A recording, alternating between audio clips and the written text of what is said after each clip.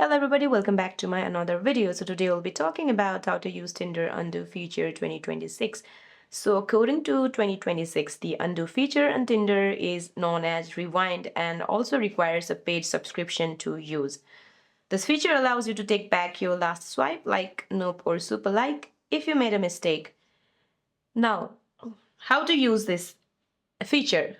Open your Tinder app, and once you open your app, on the main matching screen, if you have a paid subscription, on the main matching screen, you will be able to see the yellow arrow icon at the bottom.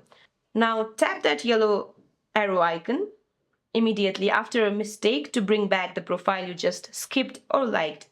Now you must be a subscriber to Tinder Plus or Gold or Platinum to use this function, as I've already told you guys in the beginning. So that's it for this video, guys. I hope you like this video. See you in my next one.